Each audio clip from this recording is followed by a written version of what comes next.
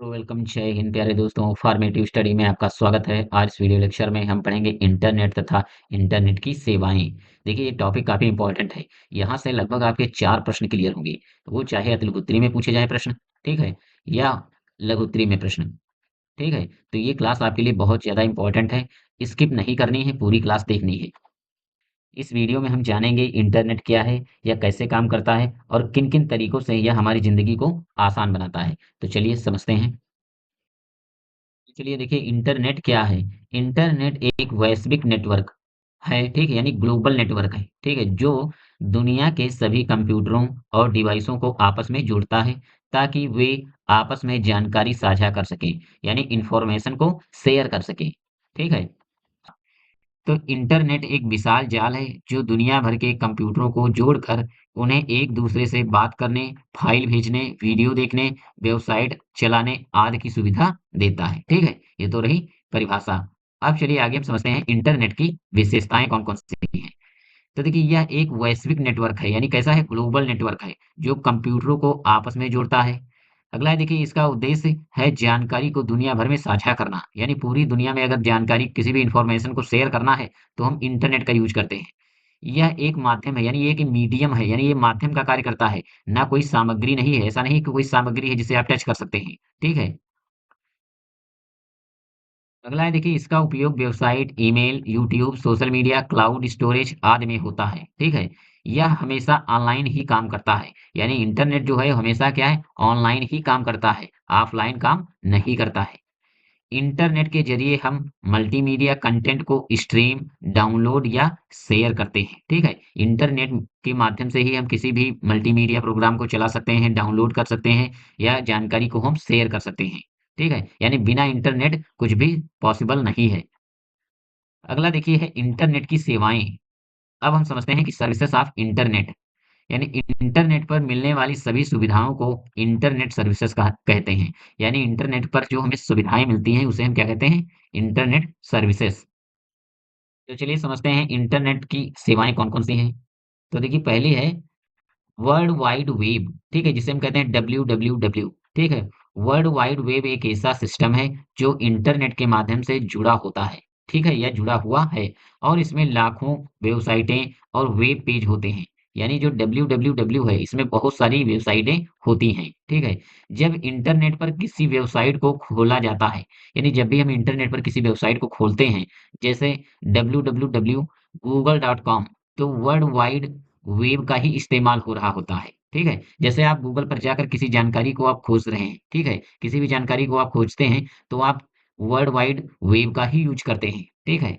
अब चलिए हम समझते हैं वर्ल्ड वाइड वेब का इतिहास। तो चलिए देखिए, WWW का इतिहास क्या है। यानी 1990 में सर टिम बर्नर्स ली ने इसे बनाया था। किसने बनाया था? टिम बर्नर्स ली ने। इसका उद्देश्य था वैज्ञानिकों के बीच जानकारी का आदान प्रदान आसान बनाना, ठीक है। यानी वैज्ञानिकों के बीच ये जानकारी को शेयर करना इसका उद्देश्य था। अगला देखिए, वर्ल्ड वाइड वेब और इंटरनेट में अंतर समझ लीजिए। तो देखिए, इंटरनेट एक वैश्विक नेटवर्क है जो कंप्यूटरों और डिवाइसों को आपस में जोड़ता है। जबकि देखिए, WWW इंटरनेट पर मौजूद वेबसाइटों और वेब पेजों का एक संग्रह है, ठीक है। इंटरनेट एक भौतिक संरचना है, ठीक है, जिसमें देखिए हार्डवेयर और सॉफ्टवेयर है। लेकिन देखिए, जो WWW एक सेवा है जो इंटरनेट के ऊपर काम करती है, ठीक है। अगला है, देखिए, इंटरनेट में email, video call, chatting, file sharing जैसे कई काम होते हैं। जबकि इसमें क्या है, मुख्य रूप से वेबसाइटों और वेब पेजों को एक्सेस करने के लिए होता है, ठीक है। जबकि देखिए, WWW 1990 में बना था। कब बना था? 1990 में। टिम बर्नर्स ली ने बनाया था इसे। चलिए अब आगे समझते हैं, ईमेल क्या है। तो देखिए, ईमेल क्या है। ईमेल का पूरा नाम है इलेक्ट्रॉनिक मेल। इसका देखिए फुल फॉर्म यहाँ से पूछा जाता है, ऑब्जेक्टिव टाइप प्रश्न हो सकता है या तो अतिलिखित में। इसका मतलब होता है इलेक्ट्रॉनिक चिट्ठी, यानी इंटरनेट के जरिए भेजी जाने वाली चिट्ठी। ये क्या होती है? एक इलेक्ट्रॉनिक चिट्ठी होती है। जैसे आप पोस्ट ऑफिस से, जैसे डाकघर से आप कोई भी चिट्ठी भेजते हैं, तो देखिए डाकिया जो वहाँ का होता है वो चिट्ठी लेकर जाता है, ठीक है। तो उसमें देखिए क्या है, काफी टाइम लग जाता है। लेकिन आजकल अब चिट्ठी भेजने का कार्य लगभग देखा जाए तो काफ़ी बंद हो चुका है। आज हम क्या उसका उसकी जगह पर क्या यूज़ कर रहे हैं? इंटरनेट के माध्यम से हम ईमेल भेजते हैं। क्या भेजते हैं? ईमेल। ईमेल तुरंत जहाँ आपको भेजना है वो तुरंत पहुँच जाता है। देखिए, ईमेल वह तरीका है जिससे आप इंटरनेट की मदद से किसी को मैसेज, फ़ोटो, फ़ाइल, डॉक्यूमेंट आदि भेज सकते हैं, ठीक है? जैसे उदाहरण समझिए, पुराने ज़माने की चिट्ठी, यानी पुराने ज़माने में जो चिट्ठियाँ भेजी जाती थी, वो वही कार्य कर रहा है आज ईमेल। ईमेल भी एक समझ लीजिए चिट्ठी का कार्य कर रहा है। अगला है देखिए सोशल मीडिया, ठीक है? तीसरा है सोशल मीडिया क्या है तो समझिए सोशल मीडिया का मतलब है ऐसे ऐप्स और वेबसाइटें जहां लोग आपस में जुड़ते हैं, बातें करते हैं, फोटो, वीडियो शेयर करते हैं और अपने विचार दुनिया को बताते हैं, ठीक है? यानी सोशल मीडिया के माध्यम से आप अपने विचारों को, ठीक है, दुनिया के सामने व्यक्त कर सकते हैं या शेयर कर सकते हैं। तो देखिए परिभाषा समझिए इसकी। सोशल मीडिया एक डिजिटल चौराहा है। यानी सोशल मीडिया क्या है? एक डिजिटल चौराहा है जहां लोग अपनी बातें, तस्वीरें, वीडियो और भावनाएं सबके सामने या सबके साथ शेयर करते हैं। यानी देखिए सोशल मीडिया एक डिजिटल क्या है? चौराहा है जहां लोग अपनी बातें, वीडियो, तस्वीरें और भावनाओं को सबके साथ शेयर करते हैं। तो देखिए कुछ लोकप्रिय सोशल मीडिया देखिए कौन-कौन से हैं? तो देखिए एक है फेसबुक। देखिए आजकल फेसबुक बहुत लोग यूज़ करते हैं, ठीक है? जैसे दोस्तों से जुड़ते हैं, इसमें काफ़ी दोस्तों से आप जुड़ सकते हैं, पोस्ट शेयर कर सकते हैं, ठीक है? फ़ोटो शेयर कर सकते हैं। व्हाट्सऐप अगला है देखिए व्हाट्सऐप, चैटिंग, व्हाट्सऐप के ज़रिए आप चैटिंग करते हैं, वीडियो कॉल कर सकते हैं, फ़ाइल शेयरिंग, ठीक है? फ़ाइल किसी भी फ़ाइल को अगर भेजना है, तो हम व्हाट्सऐप के ज़रिए भेज सकते हैं। अगला देखिए इंस्टाग्राम, इंस्टाग्राम का भी काफ़ी यूज़ हो रहा है। आजकल ज़्यादातर देखा जाए तो रील जो हैं, ठीक है? जो लड़कियाँ आजकल काफ़ी रील बनाती हैं, वो सब इंस्टाग्राम पर ही बनाती हैं, ठीक है? फ़ोटो और वीडियो शेयरिंग। अगला है देखिए यूट्यूब, यूट्यूब देखिए वीडियो देखना और बनाना, यानी यूट्यूब का देखिए यूज़ या तो आप वीडियो देखते हैं या इस पर वीडियो बनाया जाता है, ठीक है? लेकिन यूट्यूब के माध्यम से देखिए अब काफ़ी शिक्षण कार्य भी करवाया जाता है, ठीक है? अगला है देखिए ट्विटर, तो ये जो सोशल मीडिया का देखिए एक ज़रिया ट्विटर भी है, यानी हम ट्विटर को क्या कहते हैं? एक्स कहते हैं। चलिए अब अगला समझते हैं सर्च इंजन, यानी सर्च इंजन क्या है? देखिए सर्च इंजन का मतलब होता है ऐसा ऑनलाइन औजार या टूल, ठीक है?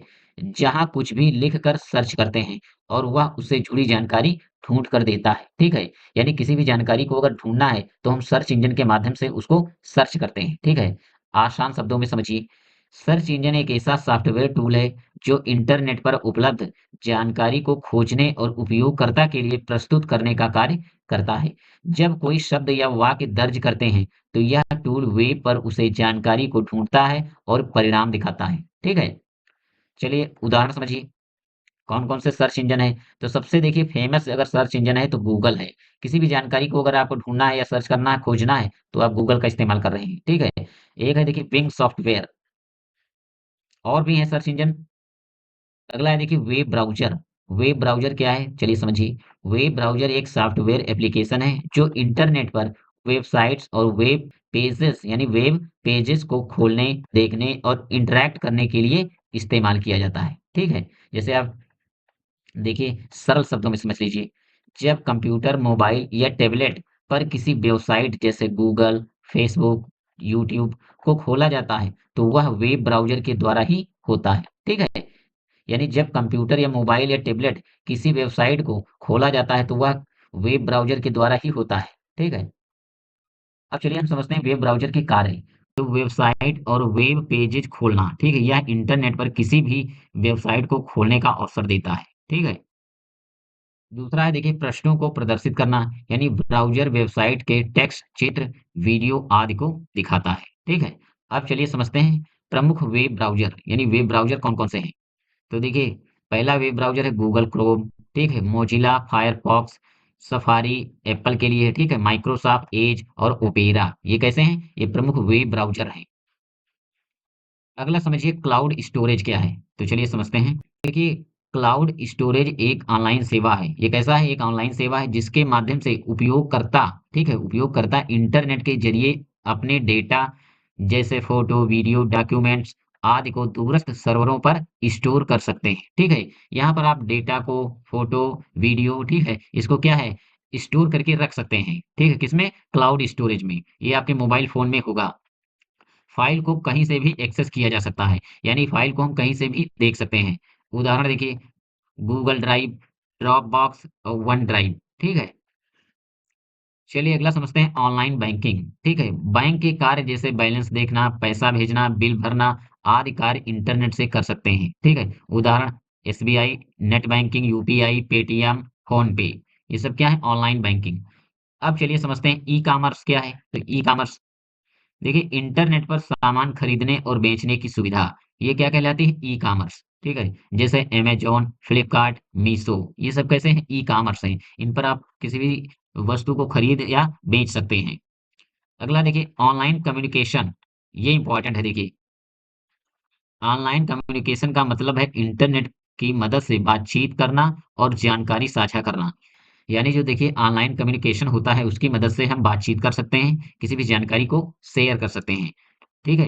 किसी से दूर बैठे आमने-सामने बात कर सकते हैं। यानी कोई व्यक्ति चाहे जितनी दूर क्यों ना हो, उससे आप आमने-सामने बैठकर बात कर सकते हैं वीडियो कॉलिंग के ज़रिए। ठीक है?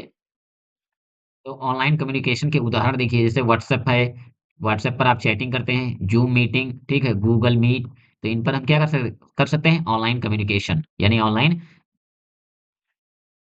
बातचीत। ठीक है? अब चलिए समझते हैं ऑनलाइन लर्निंग, या इसे हम ई लर्निंग भी कहते हैं। देखिए ई लर्निंग एक ऐसी शिक्षण प्रणाली है जिसमें कंप्यूटर, मोबाइल, टैबलेट या इंटरनेट जैसे डिजिटल माध्यमों के द्वारा शिक्षा प्रदान की जाती है। ठीक है? इंटरनेट से पढ़ाई करने की सुविधा, देखिए जो आप लोग यहाँ पर क्लास आप देख रहे हैं, ठीक है? ये ई लर्निंग का ही एक तरीका है। ठीक है? जैसे उदाहरण समझिए, जैसे फॉर्मेटिव स्टडी, आप देखिए फॉर्मेटिव स्टडी की क्लास देख रहे हैं, तो ये क्या है? ई लर्निंग हो रहा है। यूट्यूब पर जो ये क्लासेस देख रहे हैं, ये आप क्या कर रहे हैं? ई लर्निंग कर रहे हैं, मतलब ऑनलाइन लर्निंग कर रहे हैं। ऑनलाइन तरीके से आप सीख रहे हैं। अगर देखिए आपने हमारे चैनल को अभी तक सब्सक्राइब नहीं किया है तो आप कर लीजिए। ठीक है? तो चलिए समझते हैं ई लर्निंग के फायदे। घर बैठे पढ़ाई, यानी ई लर्निंग से आप घर बैठे पढ़ाई कर सकते हैं। समय की बचत होती है। इसमें देखिए ई लर्निंग से क्या है, समय की आपकी काफ़ी बचत होती है। नहीं तो अगर ऑफलाइन कहीं कोचिंग आप जाते, तो वहाँ आने और जाने में देखिए आपका काफ़ी समय बर्बाद होता। ठीक है?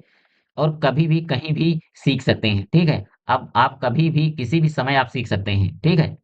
और घर बैठे सीख सकते हैं। तो चलिए अब समझते हैं मल्टीमीडिया क्या है। इससे पहले हमने पढ़ा क्या? इंटरनेट और इंटरनेट की सेवाएँ। अब हम पढ़ेंगे देखिए मल्टीमीडिया। तो मल्टीमीडिया 2 शब्दों से मिलकर बना है। मल्टीमीडिया अंग्रेजी के मल्टी तथा मीडिया शब्द से मिलकर बना है। ठीक है? किन 2 शब्दों से मिलकर बना है? मल्टी तथा मीडिया।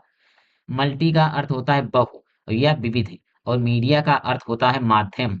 अर्थात मल्टीमीडिया का अर्थ है एक माध्यम होता है। इसका अर्थ क्या होता है? एक माध्यम, जिसके द्वारा विभिन्न प्रकार की जानकारी को विविध प्रकार के माध्यमों से, जैसे कि text, audio, graphics, animation, video आदि का संयोजन करके दर्शकों, श्रोताओं तक पहुंचाया जाता है। किसके द्वारा? मल्टीमीडिया के द्वारा। ठीक है? चलिए दूसरे शब्दों में समझते हैं। जब किसी जानकारी को सिर्फ लिख कर नहीं, बल्कि आवाज, चित्र, वीडियो और एनिमेशन के जरिए प्रस्तुत किया जाता है, तो उसे मल्टीमीडिया कहा जाता है। ठीक है? यानी मल्टीमीडिया वह है, देखिए जब कोई जानकारी को हम लिख कर, ठीक है, आवाज के माध्यम से और चित्र के माध्यम से किसी वस्तु को हम दिखाते हैं, तब क्या होता है? ये कहलाता है मल्टीमीडिया। जैसे अब यहाँ आप पढ़ रहे हैं, ठीक है? तो देखिए यहाँ पर आप चित्र भी देख रहे हैं, आवाज भी सुन रहे हैं, ठीक है? तो ये क्या है? मल्टीमीडिया है। अगला है देखिए मल्टीमीडिया की विशेषताएं या महत्व। तो देखिए यह जानकारी को दिखाने का तरीका है। ठीक है? जिसमें टेक्स्ट, ऑडियो, वीडियो, एनिमेशन आदि शामिल होते हैं। ये देखिए जानकारी को दिखाने का एक तरीका है, जिसमें आप लिखे शब्दों को देख सकते हैं, ऑडियो सुन सकते हैं, वीडियो देख सकते हैं और एनिमेशन, ठीक है, आदि शामिल है इसमें। अगला है इसका उद्देश्य है जानकारी को रोचक और समझने योग्य बनाना। इसका मेन उद्देश्य होता है कि जानकारी को इंटरेस्टिंग बनाया जाए, ठीक है, और समझने योग्य बनाया जाए। अगला है यह एक प्रकार की सामग्री है, यानी यह एक प्रकार की क्या है? एक सामग्री है, जिसे हम कहते हैं कंटेंट है। इसका उपयोग शिक्षा, फ़िल्म, गेम्स, प्रेज़ेंटेशन आदि में होता है। यानी मल्टीमीडिया का उपयोग कहाँ होता है? शिक्षा में होता है, फ़िल्मों में होता है, गेम्स में, प्रेज़ेंटेशन आदि में इसका प्रयोग किया जाता है। अगला यह ऑनलाइन और ऑफ़लाइन दोनों जगह इस्तेमाल किया जा सकता है। यानी देखिए मल्टीमीडिया का उपयोग हम ऑनलाइन और ऑफ़लाइन दोनों तरीकों से कर सकते हैं। तो आज इस वीडियो लेक्चर में हमने पढ़ा इंटरनेट और इंटरनेट की सेवाओं के बारे में, और साथ ही हमने पढ़ा मल्टीमीडिया के बारे में। ठीक है? तो अगर आपको क्लास पसंद आई है तो वीडियो को लाइक और सब्सक्राइब करना ना भूलें, और मिलते हैं नेक्स्ट क्लास में। तब तक के लिए जय हिंद।